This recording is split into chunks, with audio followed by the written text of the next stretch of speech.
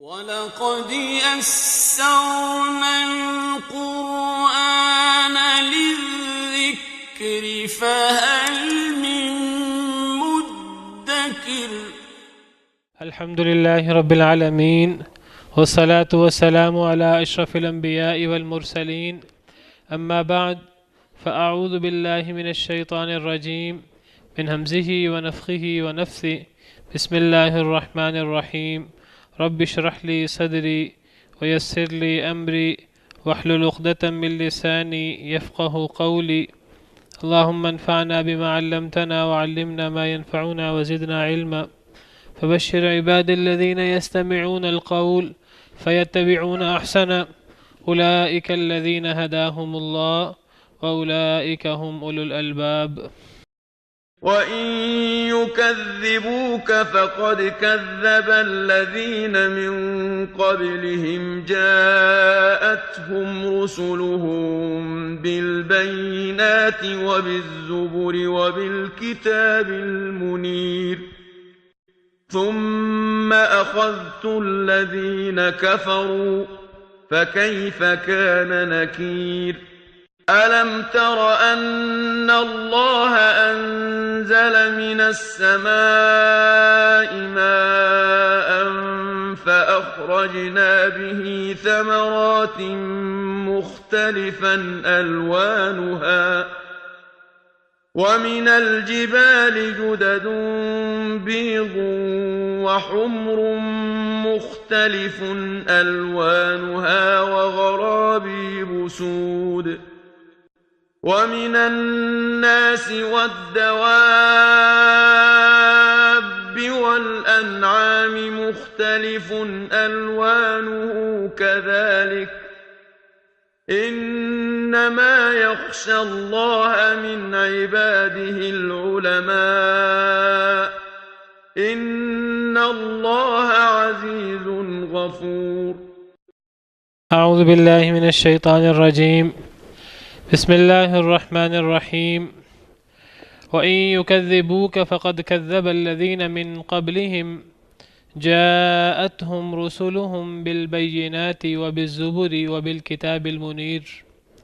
اور اگر وہ آپ کو جھٹلائیں فقد كذب الذين من قبلهم پس تحقیق جھٹلا چکے وہ لوگ جو ان سے پہلے تھے. پچھلی آیات میں اللہ تعالیٰ نے فرمایا کہ اللہ ہی ہیں جو ہدایت دیں، اللہ کے علاوہ کوئی ہدایت نہیں دے سکتا. نبی صلی اللہ علیہ وسلم بھی اگر کافروں کو ہدایت دینا چاہیں وہ نہیں دے سکتے. ایسے ہی ہیں جیسے کہ کافر جیسے قبروں میں مردے ہوتے ہیں، نبی بھی قبروں میں مردوں کو نہیں سنا سکتے، تو اس طرح نبی بھی کافروں کو ہدایت نہیں دے سکتے. نبی کا کام دل موڑنا نہیں ہے، نبی کا کام تو راہ دکھلانا ہے، ڈرانا ہے. ان انت الا نذیر. پھر اللہ نے فرمایا کہ ہم نے نبی صلی اللہ علیہ وسلم کو بشارت دینے والا، ڈرانے والا بنا کر بھیجا. نبی کا کام بشارت دینا ہے، نیک لوگوں کو، برے لوگوں کو ڈرانا ہے. اور پھر فرمایا ہر امت میں کوئی نہ کوئی ڈرانے والا گزرا. اب جب ہر امت میں کوئی نہ کوئی ڈرانے والا گزرا ہے تو اگر کافر لوگ نبی صلی اللہ علیہ وسلم کو جھٹلاتے ہیں، نبی کریم صلی اللہ علیہ وسلم کا انکار کرتے ہیں، آپ کی نبوت کا انکار کرتے ہیں، قرآن کریم کو اللہ کی کلام ماننے سے انکار کرتے ہیں، تو اللہ تعالیٰ نبی صلی اللہ علیہ وسلم کو تسلی دے رہے ہیں اگر وہ آپ کو جھٹلاتے ہیں قریش مکہ فقد کذب الذین من قبلہم پس تحقیق جھٹلا چکے وہ لوگ بھی جو ان سے پہلے تھے.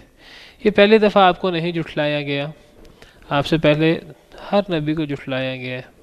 آپ سے پہلے جو لوگ تھے، جو امتیں تھیں، ان لوگوں نے بھی اپنے نبی کو جھٹلایا تھا. جاءتہم رسولہم بالبینات لائے تھے ان کے پاس ان کے رسول بالبینات روشن نشانیاں، روشن دلائل، معجزات مراد ہیں.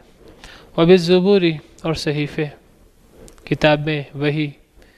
وبالکتاب المنیر اور بہت روشن کتاب، روشن کر دینے والی کتاب. تو پرانے انبیاء جو اپنی قوموں پر آئے تھے، ہر قوم میں کوئی نہ کوئی نذیر آیا ہے، ڈرانے والا آیا ہے، کوئی نہ کوئی نبی آیا ہے. تو پچھلے انبیاء بھی اپنی قوموں کے پاس معجزات لائے تھے، کتابیں، وحی لائے تھے، روشن کتاب لائے تھے. لیکن اس کے باوجود پچھلی قوموں نے جھٹلا دیا تو اے نبی صلی اللہ علیہ وسلم آپ بھی اپنی قوم کے پاس معجزات، وحی اور روشن کتاب لائے ہیں، تو اگر یہ آپ کو بھی جھٹلا دیں گے تو پہلے بھی انہوں نے جھٹلایا ہے، پہلے بھی ہر قوم اپنے اپنے نبیوں کو جھٹلاتی رہی ہے۔ ثم اخذت الذین کفروا، پھر میں نے پکڑ لیا ان لوگوں کو جنہوں نے کفر کیا، پچھلی قوموں میں جنہوں نے اپنے اپنے نبی کے ساتھ کفر کیا، نبی پر اترنے والی وحی کا انکار کیا، میں نے ان کو پکڑ لیا تھا، میں نے ان کو سزا دی تھی۔ تو مطلب یہ کہ میں ان کو بھی پکڑ لوں گا، مشرکین مکہ کو۔ فکیف کان نکیر، پس کیسا تھا نکیر کے را کے نیچے زیر ہے، یعنی اصل میں نکیر ہی تھا، پس کیسا تھا میرا عذاب۔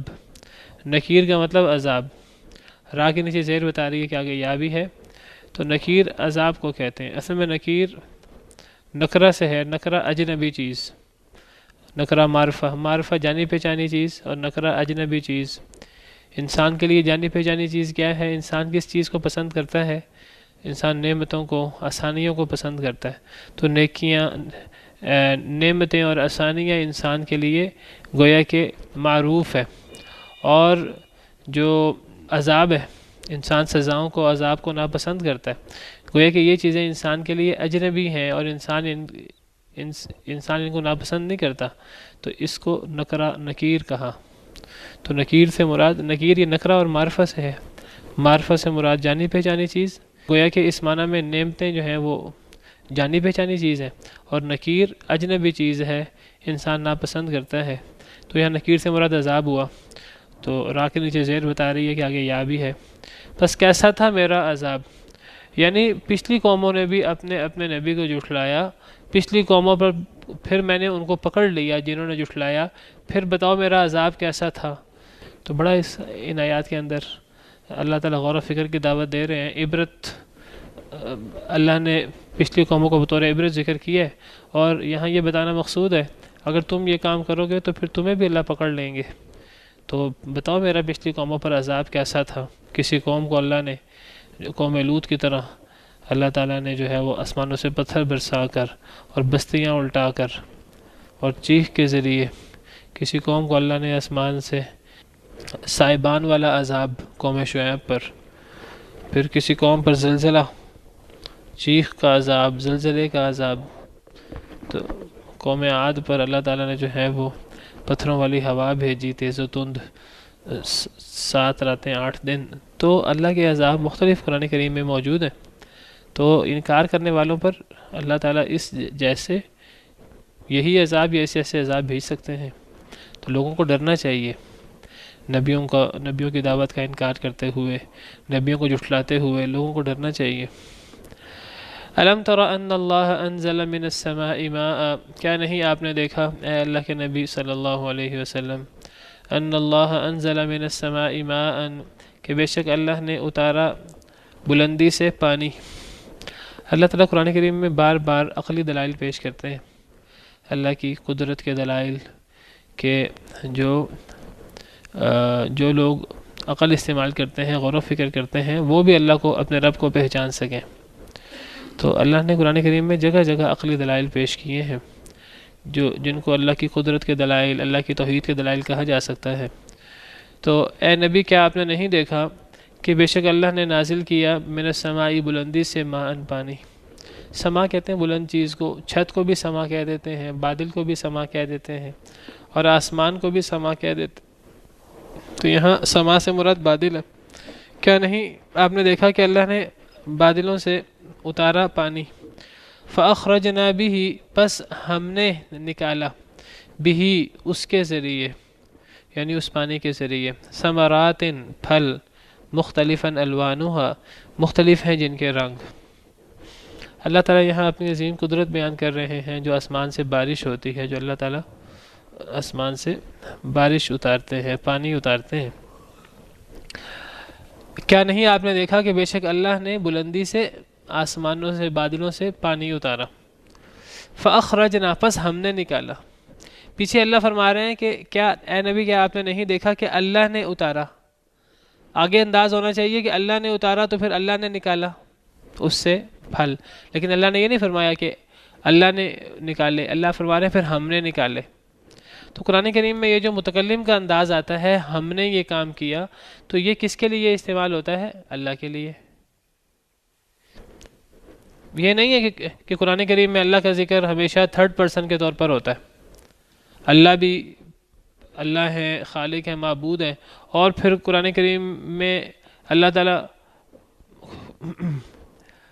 کسی اور کا ذکر بھی ہے جو متکلم کے صیغے کے ساتھ مخاطب ہوتا ہے۔ بعض لوگوں نے یہاں سے دلیل لی ہے، وہ کہتے ہیں دیکھو تم کہتے ہو ایک ہی معبود ہے، قرآن میں کئی معبودوں کا ذکر ہے۔ پہلے اللہ تعالیٰ فرما رہے ہیں کہ دیکھو اللہ نے آسمان سے، اے نبی کیا آپ نے نہیں دیکھا کہ اللہ نے آسمان سے پانی اتارا پھر ہم نے نکالا، یعنی آسمان سے پانی اتارنے والا کوئی اور ہے اور پھر اس پانی سے پھل نکالنے والا کوئی اور ہے۔ یہ بات نہیں ہے، یہ تو ایک عربی زبان کا انداز ہے۔ وہ لوگ عربی زبان کا انداز ہی نہیں سمجھے۔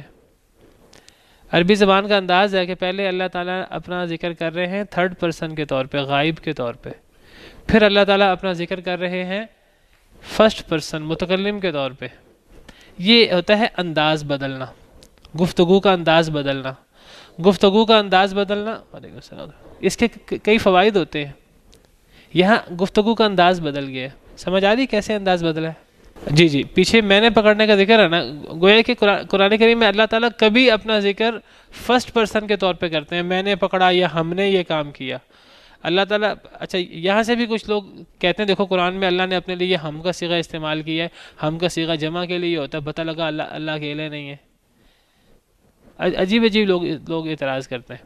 تو اس کا جواب یہ ہے کہ قرآن کریم میں واحد کا صیغہ ہو، اخذتو میں نے پکڑا، یا فاخرجنا ہم نے نکالا، تو واحد کا صیغہ ہو، اللہ اکیلے ہیں اس لیے واحد کا صیغہ آتا ہے۔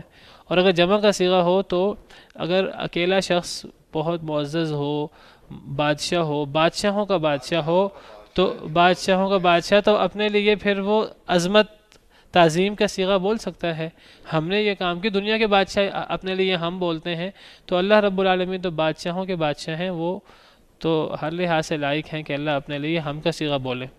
تو یہ اس کو کہتے ہیں جمع تعظیم۔ یہ جمع نہیں ہوتی اصل میں، یہ ایک شخص کے لیے تعظیم کی جمع آتی ہے، وہ الفاظ جمع کے ہوتے ہیں، مراد واحد ہوتی ہے۔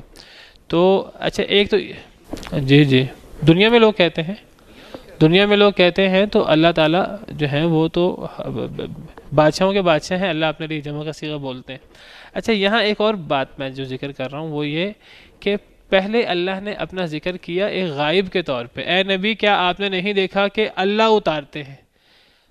اب اللہ اپنے بارے میں انداز اللہ کا ہے جیسے کہ اللہ تعالیٰ کسی تھرڈ پرسن کا ذکر کر رہے ہیں کہ اے نبی کیا آپ نے نہیں دیکھا، یہ نہیں فرمایا کہ کیا آپ نے نہیں دیکھا کہ ہم نے اتارا آسمان سے پانی، یہ نہیں فرمایا۔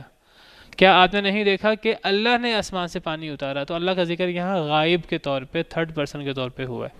اور پھر اچانک ہی انداز بدل گیا، فَأَخْرَجْنَا بس ہم نے نکالا اس پانی سے ثمرات پھل۔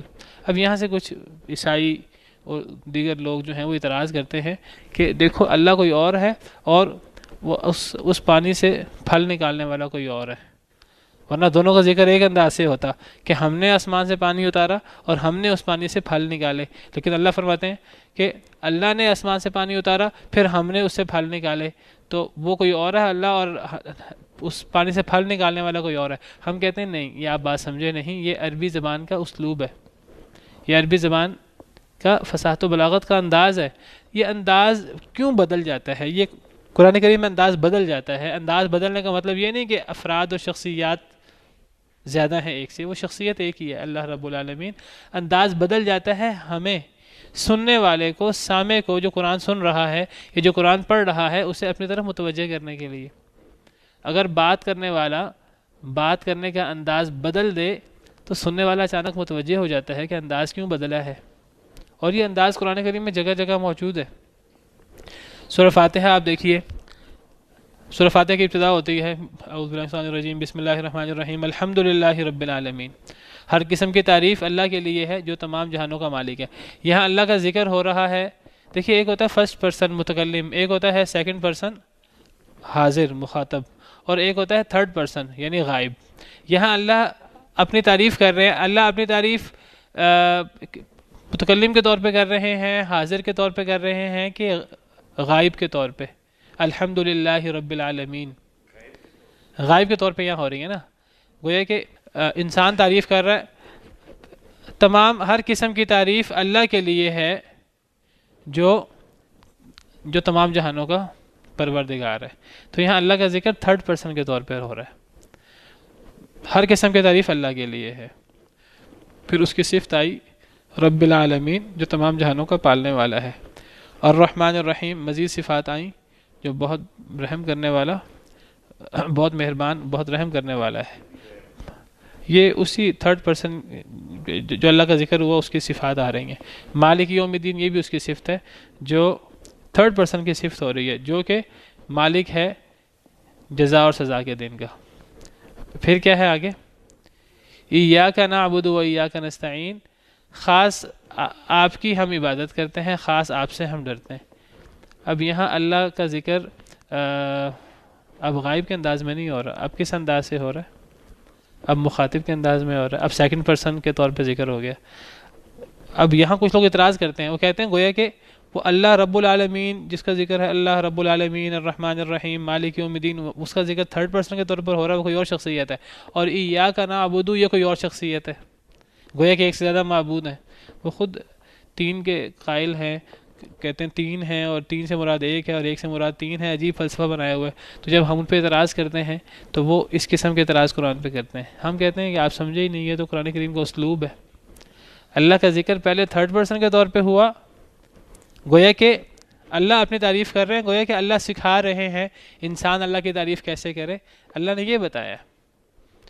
کیونکہ جب انسان الحمدللہ رب العالمین کہتا ہے، گویا کہ یہ انسان کہہ رہا ہے، اللہ اس کا جواب دیتے ہیں حمیدنی عبدی۔ جب انسان سورہ فاتحہ پڑھتا ہے تو پہلی آیت پڑھتا ہے تو اللہ جواب دیتے ہیں حمیدنی عبدی۔ انسان کہتا ہے الرحمن الرحیم تو اللہ فرماتے ہیں اثنا علی عبدی۔ پھر انسان کہتا ہے مالک یوم الدین، اللہ فرماتے ہیں مجدنی عبدی، میرے بندے نے میری بزرگی بیان کی۔ تو ایاک نعبد و ایاک نستعین، خاص آپ کی ہم، اب یہاں اللہ کا ذکر سیکنڈ پرسن کے طور پر ہوا، اللہ کو مخاطب کر رہا ہے اب انسان، دعا مانگنے والا، کہ اپنا عمل پیش کر رہا ہے، اے اللہ ہم آپ کی عبادت کرتے ہیں صرف، اور ہم صرف آپ سے مدد مانگتے ہیں۔ تو وہی انسان جو پہلے اللہ کا ذکر تھرڈ پرسن کے طور پہ کر رہا تھا، وہی انسان اللہ کا ذکر اب مخاطب کے طور پہ کر رہا ہے۔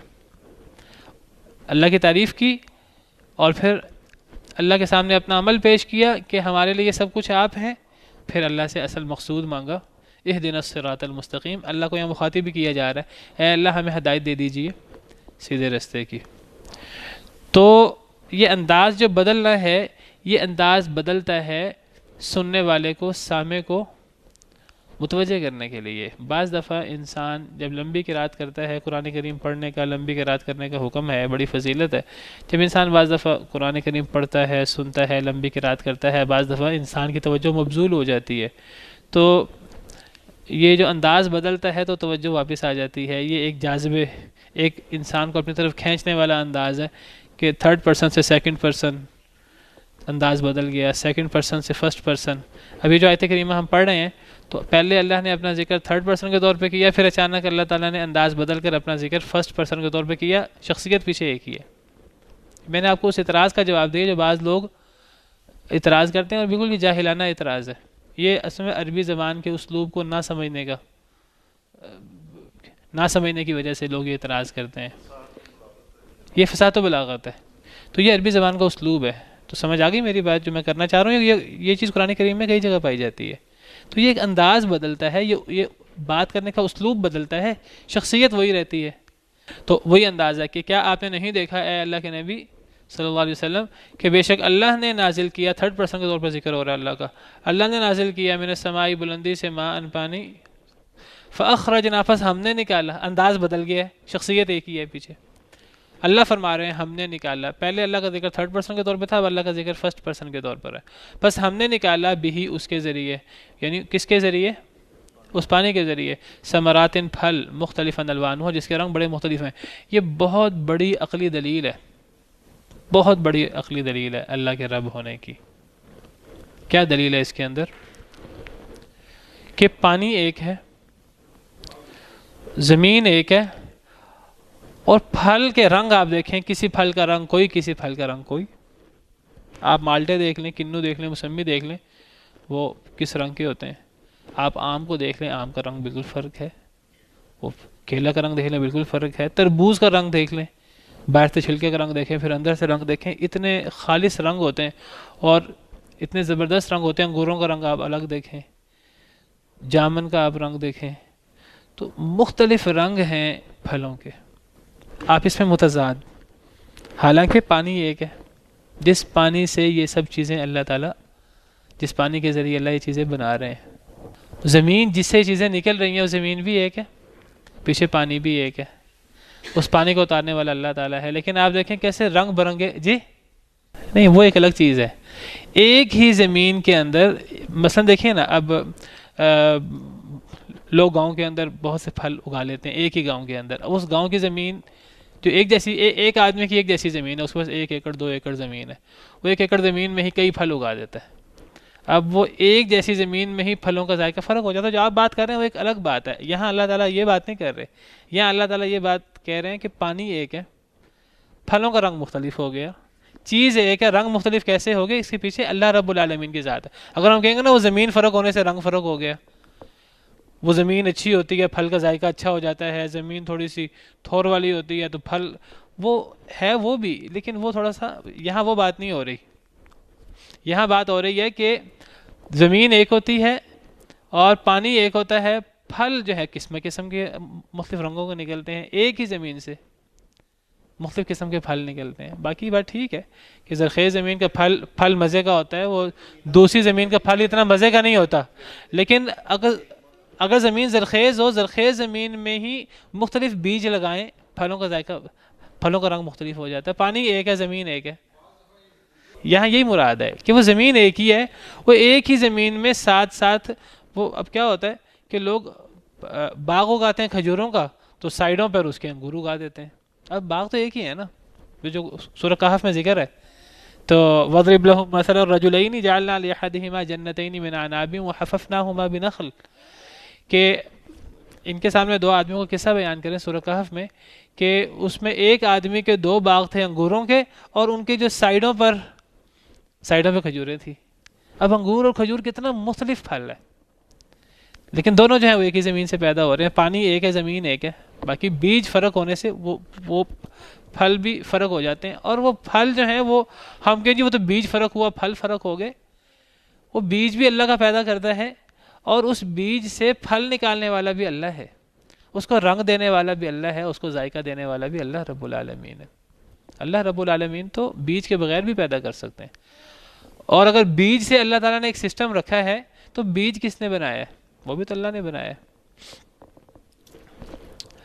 تو پانی ایک، زمین ایک، اور پھل مختلف قسم کے. یہی بات اللہ تعالیٰ نے قرآن کریم میں اور بھی بعض مقامات پر کی ہے. سورہ رعد میں اللہ تعالیٰ فرماتے ہیں، سورہ رعد آیت نمبر 4،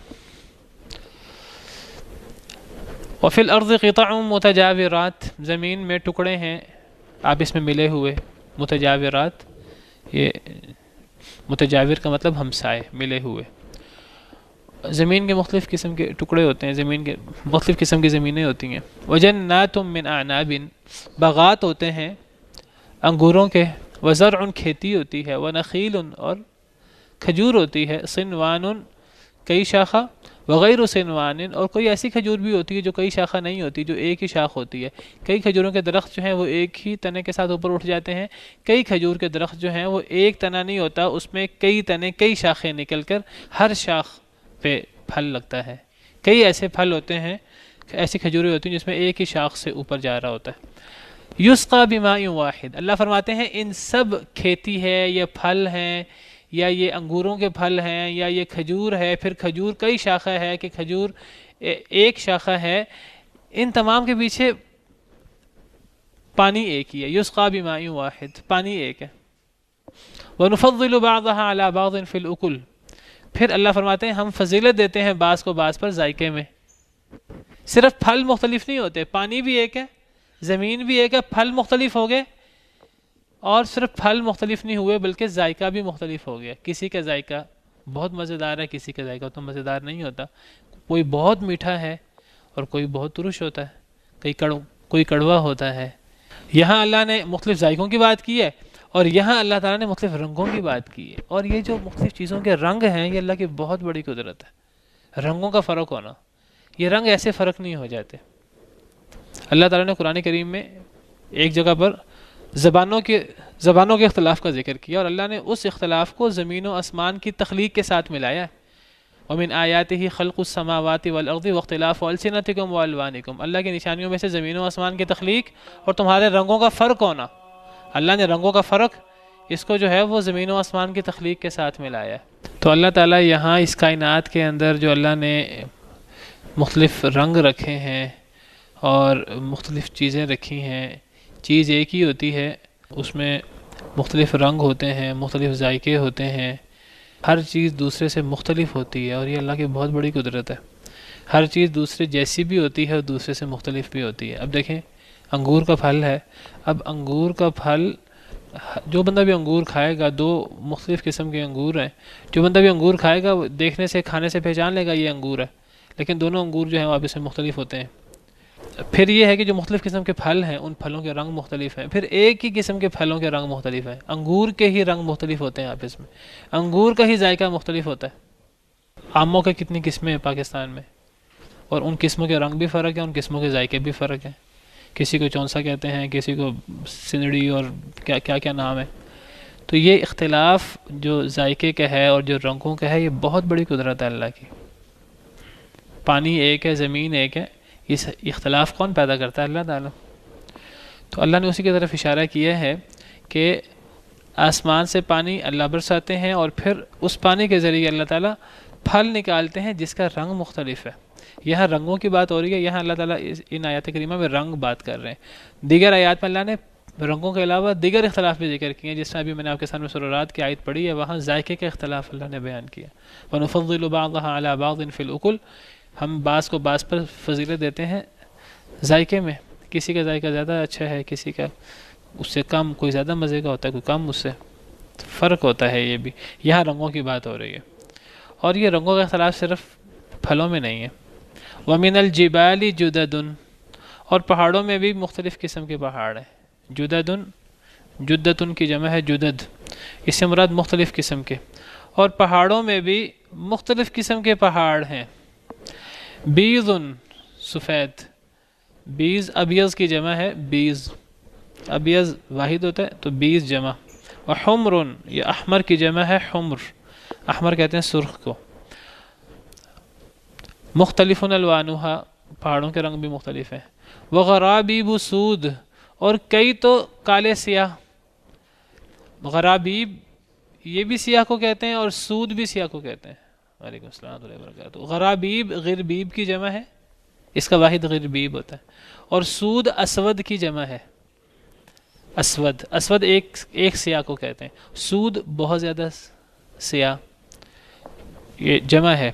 تو اسود کی جمع سود اور غربیب کی جمع غرابیب۔ جب کوئی چیز سیاہ ہو اس کو اسود کہتے ہیں، اور جب کوئی چیز کالی سیاہ ہو، جو ہم نے شدت پیدا کرنی ہو معنی میں، تو پھر اس کو اسود غربیب کہتے ہیں۔ تو یہاں اللہ پہاڑوں کا ذکر کر رہے ہیں، بہت سارے پہاڑوں کا جمع کے صیغے کے ساتھ۔ تو اللہ نے فرمایا کچھ پہاڑ ابیض کی جمع بیض ہے، احمر کی جمع حمر ہے، اور اسود اور غربیب کی جمع سود اور غرابیب۔ کچھ پہاڑ سفید ہوتے ہیں، کچھ پہاڑ سرخ ہوتے ہیں، اور کچھ پہاڑ تو کالے سیاہ۔ ہم اردو میں بھی جب ہم نے زیادہ سیاہی بیان کرنی ہو، ہم عام کہتے ہیں تو ہم کالا کہتے ہیں، اور اگر ہم نے زیادہ سیاہی بیان کرنی ہو تو کالا سیاہ ہم کہتے ہیں۔ اگر ہم نے گورا رنگ کے اندر زیادہ گورا بیان کرنا ہو، دودھ سفید، ہم دودھ سفید کہتے ہیں، یا ہم کہتے ہیں کہ گورا چٹا، یا اس قسم کا ہم جو ہے وہ مبالغے کے لیے لفظ استعمال کرتے ہیں۔ تو غرابیب سود سے مراد کالے سیاہ، کچھ جدد مختلف قسم کے، بعض مفسرین اس سے مراد دھاری دار لیتے ہیں، بعض کہتے ہیں جدد سے مراد مختلف قسم کے۔ مختلف قسم کے کیا؟ دھاری دار معنی کر لیں، یا مختلف رنگ مراد ہیں، کسی پہاڑ کا رنگ مختلف۔ اب مختلف کیا ہے؟ کسی کا رنگ سفید ہے، کسی کا رنگ سرخ ہے، مختلف رنگ ہے، اور کسی کا رنگ تو کالا سیاہ۔ ہر قسم کے پہاڑ ملتے ہیں۔ پھر کچھ پہاڑ ایسے ہیں، ایک تو رنگوں کا فرق ہے، پھر کچھ پہاڑ ایسے ہیں جن میں سبزہ ہوتا ہے، کچھ پہاڑ ایسے ہیں جو بالکل جو ہے وہ صحرا کی طرح سنگلاخ پہاڑ ہوتے ہیں۔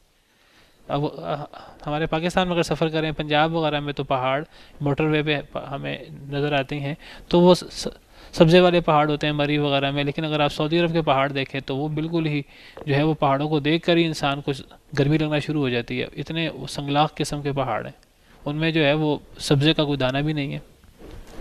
تو پہاڑوں میں مختلف قسم کے پہاڑ ہیں اور پھر رنگ بھی مختلف ہیں، کسی کوئی کالا سیاہ ہے، کوئی سفید ہے، کوئی سرخ ہے، اور بھی رنگ ہیں مختلف الوان، وہاں سے پتہ لگا اور بھی رنگ ہیں، صرف یہ 3 رنگ نہیں ہوتے، اور بھی رنگ ہوتے ہیں، اللہ صرف اشارہ کرنا چاہ رہے ہیں۔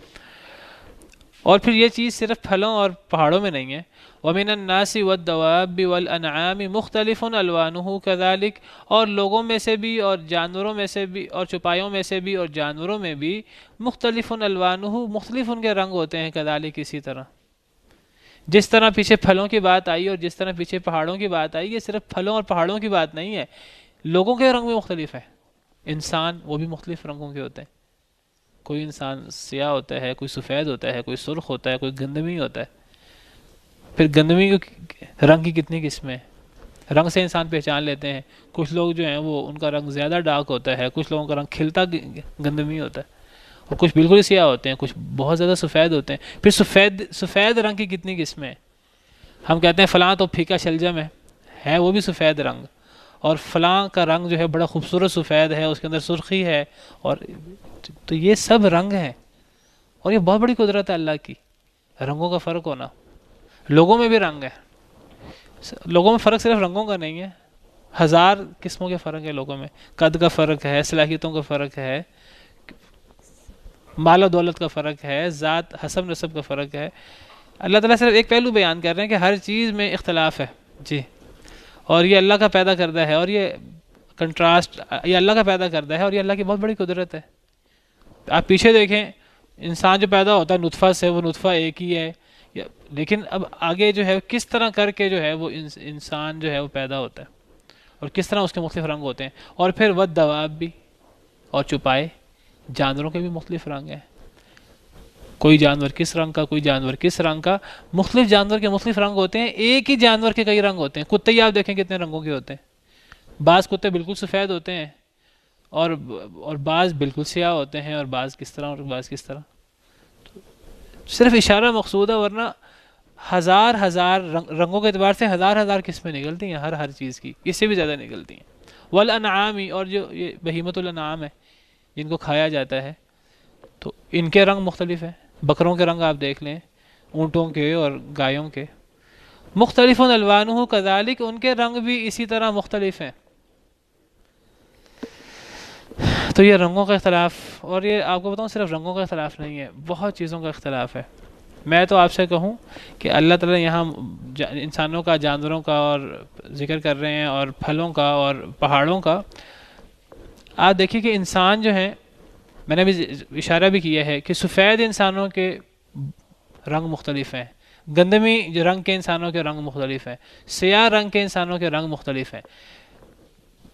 آپ دیکھیں، ہم کہہ سکتے ہیں جی ایک علاقے کے لوگوں کے رنگ ایک جیسے ہوتے ہیں، ہم کہتے ہیں یورپ کے لوگ سفید ہوتے ہیں، حبشہ کے لوگ سیاہ ہوتے ہیں، یورپ کے لوگوں کی سفیدی ایک جیسی نہیں ہے۔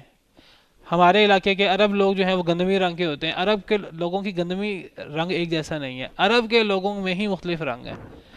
ہم کہہ سکتے ہیں جی وہ پانی کی وجہ سے، آب و ہوا کی وجہ سے، پھر ایک ہی علاقے میں رہنے والے 2 ہمسائے لوگ جو ہیں ان کا رنگ مختلف ہوتا ہے آپس میں، حالانکہ دونوں ایک ہی علاقے کے رہنے والے ہیں، ایک جیسی آب و ہوا ہے، 2 بھائیوں کا رنگ مختلف ہوتا ہے، 2 بھائیوں کا رنگ مختلف ہوتا ہے۔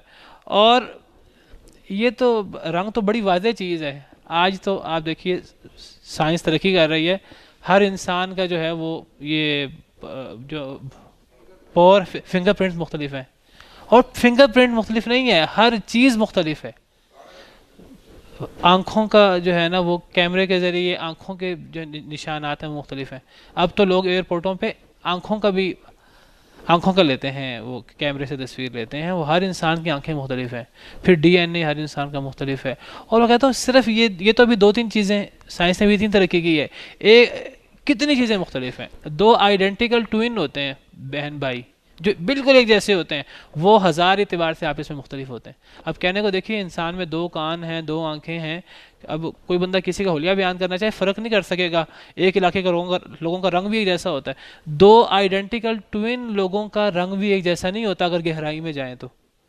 پھر ان کی دیگر چیزیں, آواز ایک جیسی نہیں ہوتی, استغفر اللہ استغفر اللہ, ایک جیسی آواز نہیں ہوتی. یہ سب اللہ رب العالمین کی قدرت ہے, اور یہ اتنی بڑی قدرت ہے. میں نے ایک آیت کی طرف اشارہ کیا, میں نے وہ آپ کو آیت پڑھ کے سنا دیتا ہوں, وقت بھی ختم ہو گیا ہے, کہ وَمِنْ آيَاتِهِ خَلْقُ السَّمَاوَاتِ وَالْأَرْضِ وَاخْتِلَافُ أَلْسِنَتِكُمْ وَأَلْوَانِكُمْ. اللہ کی نشانیوں میں سے زمین و آسمان کی تخلیق اور تمہاری زبانوں اور تمہارے رنگوں کا فرق ہونا, زبانوں کا اختلاف اور پھر رنگوں کا اختلاف. یہ اتنی بڑی نشانی ہے اختلاف زبانوں کا اور رنگوں کا, اللہ نے اسے زمین و آسمان کی تخلیق کے ساتھ ذکر کیا ہے. زمین و آسمان کی تخلیق تو اللہ کی بہت بڑی قدرت ہے, تو ہماری زبانوں کا اور ہمارے رنگوں کا فرق ہونا اللہ کی اتنی بڑی قدرت ہے. ہم ان چیزوں کو ہلکا سمجھتے ہیں. یہ اللہ کی توحید اور اللہ کی قدرت کی بہت بڑی دلیل ہے. ان فی ذلک لآیات للعالمین, اس میں نشانیاں ہیں علماء کے لیے. یہاں عالمین نہیں کہا, لام پہ زبر کے ساتھ نہیں, لام کے زیر کے ساتھ ہے. عالمین کہتے ہیں جہان والے. یہ نہیں فرمایا لوگوں کے لیے نشانی ہے, فرمایا اس میں علماء کے لیے نشانی ہے, جاننے والوں کے لیے. عام طور پہ ہر جگہ ہوتا ہے غور و فکر کرنے والوں کے لیے, لوگوں کے لیے نشانیاں ہیں, عقل والوں کے لیے. یہاں انداز ہی فرق ہے.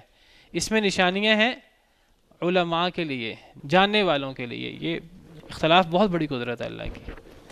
سبحانک اللہم ربنا وبحمدک اشہد ان لا الہ الا انت استغفرک واتوب برحمه تحلو الحياة شوقا